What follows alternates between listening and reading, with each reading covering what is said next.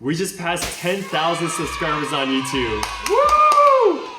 Hi, my name is Jeff Yamazaki and welcome back to my channel. Thank you so much for all the support these past few months, and since we passed 10,000 subscribers, I wanted to do a proper introduction and a Q&A so you could get to know me a little bit more. So let's get started, but let's start off with the basics because it kind of feels like it's our first time getting to know each other a bit more. I'm currently living in Los Angeles, but currently I go back to Japan maybe 3 to 4 times a year. I was born and raised in Los Angeles. Go Dodgers! In a suburb called Palos Verdes. I am 33 years old, 6'1", 155 pounds, and Japanese American. I speak Japanese and English fluently. I actually learned Japanese first and then English later since my mom and dad were both Japanese. 日本からこの動画を見てくれてる人もありがとうございます。I am currently married and went to school at UC Santa Barbara and graduated in 2014. Man, does time fly. I actually studied abroad in Japan for a semester during my last year of college, and that's where I actually met my wife, and 3 years ago we got married in Hakone. I think that's the basics for now, but you'll get to know me a little bit more on the Q&A, so let's get started. Question number 1, were you always into fashion or was it something that came later in your journey? Ooh, this is a great question to start off. I actually did not enjoy fashion pretty much majority of my life. Elementary, middle school, high school, college, even my few years into adult life working a full-time job. I never really cared about my style, but in the back of my head, I always wanted to dress better. So when COVID came around, something clicked in me and I wanted to present myself better to the world once COVID was over. So I started creating content and focused on men's fashion, and it really changed my perspective on how to present yourself to the world. And if you're one of those guys who are trying to dress better, I think you really need to find the reason why you want to dress better, whether it's for yourself or your family or your significant other. I did it for myself as well as my wife. What perfume are you enjoying wearing today? Oh, let me bring it over. All right. So this brand is called 0.25 Second, and I found this during my last trip to Japan. They had a store in Shibuya, and I just went in, tried a bunch of different scents, and I landed on this one. It is called Butterflies at a Creek. It's a EDP, Eau de Parfum, and it has this really nice citrusy, lemony, watery note to it, and it's not overbearing at all. What I love about brands like this from South Korea, they're very sophisticated, but not too overbearing. So you could spray this maybe 3-4 times without it being too crazy or bother anyone else around you. But this is a new brand I found, and this smells incredible.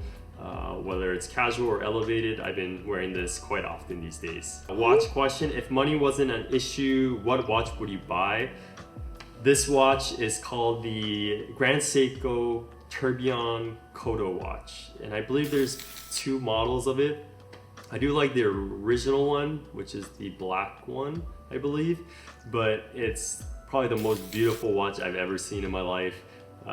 It's quite expensive. I think it's $400,000. I believe it's only made by 3 people. Usually one person starts it and completes the watch from beginning to end. And the technical expertise and craftsmanship you need to be able to build that watch is incredible. And when I saw that watch in person, I was blown away. Hopefully in the future, if I could afford that, I would want that in my collection. Do you have any tattoos? Do I look like a guy that has tattoos? I don't have any tattoos. I always wanted one growing up. I saw David Beckham's tattoo on the side growing up and I was like, oh man, that looks so cool. But as I've gotten older and older, I feel like I get buyer's regret pretty often. Tattoos would be the ultimate buyer's remorse or buyer's regret.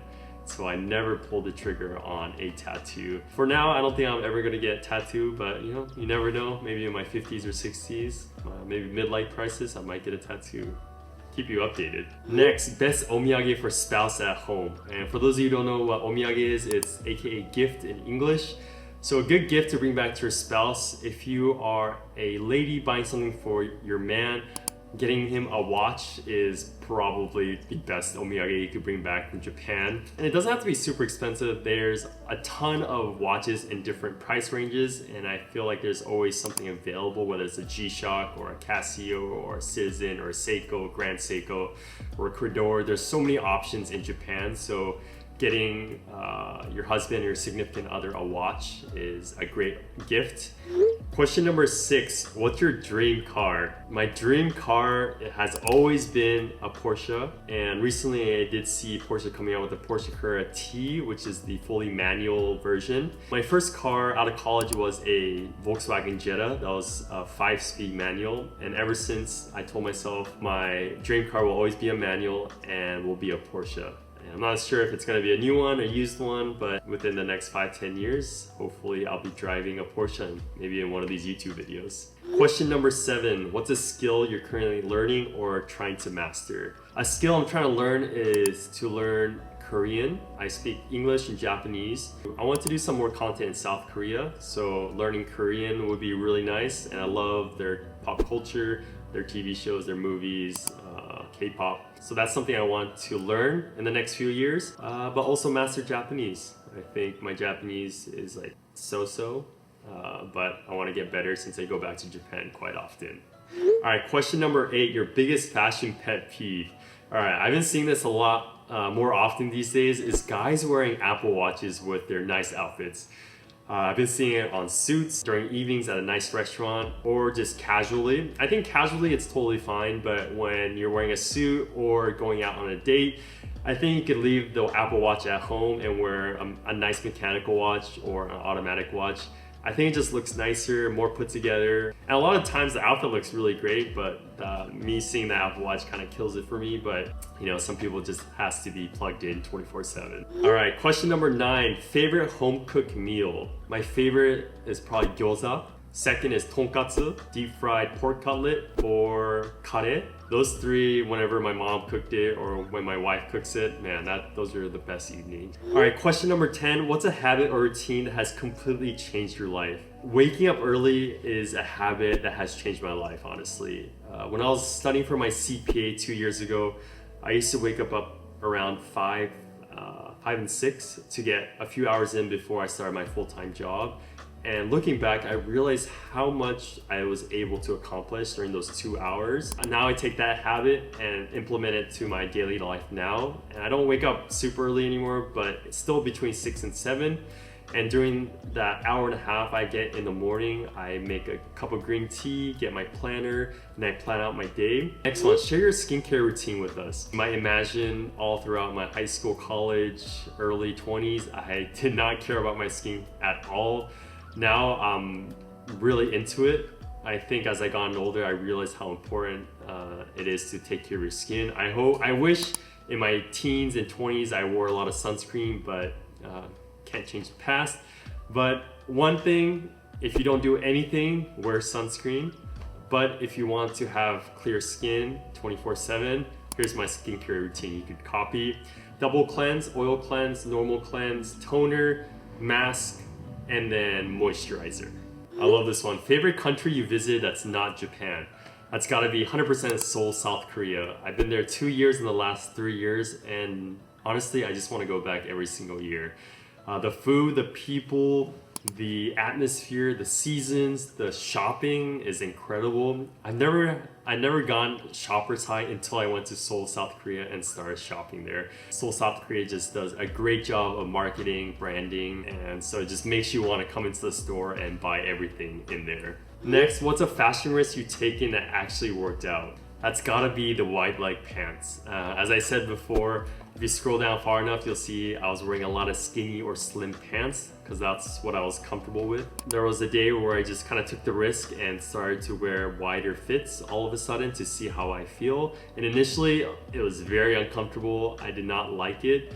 But as I found pants that actually fit me in that wider silhouette, I started to combine it with my tops and it started to look really good. That risk of me going with wider fits has been a great payoff, and hope you guys could wear some wider fits as well. All right, second to last question, what camera do you use? So I'm actually shooting on the Sony a7 III. I shoot my photos and videos on this. I have the 85mm for my photos, and then I shoot my YouTube videos, especially with my 16 to 35, and I believe I have a 28mm, and I use that to shoot in my studio. And I also do have a Ricoh GR3 for my kind of day-to-day stories posting for my outfit pics. It's a very small, compact camera that I could just take on the go without putting on lenses or straps. So I could just put it in my pocket and just go on with my day. So I highly recommend that if you want just something really easy, or if you want something nice and professional. Anything in the Sony Alpha line is incredible. All right, thank you guys. If you are still here with me, let's do our last question. Although you are young, do you see yourself retiring in Japan in the distant future? 100%. I'm not sure what age I'm gonna be retiring, but if I'm in my 80s or 90s, I would probably retire in Japan. I've been going back to Japan the last few years, and I see my grandma getting older and older. But from what I hear from her, Japan is so convenient. There's a hospital around the corner that she could walk to, convenience stores, dentists around the corner, senior assisted living around the corner, and everything seems so convenient. So if I'm older, I'm definitely going to be living in Japan. And also the people, I think, are much nicer in Japan to older people. They explain more things and give out a helping hand whenever you're outside. And also public transportation is free. I think in my 80s or 90s, I would definitely be in Japan. But before then, I might just go back and forth, LA and Japan, but we shall see. I hope you guys enjoyed that Q&A and got to know me a little bit more. But if there's anything else that you're curious about or want to ask me more, let me know in the comments and we could talk over there. Don't forget to hit that subscribe button if you haven't already. And as always, thank you so much for watching and see you in the next one.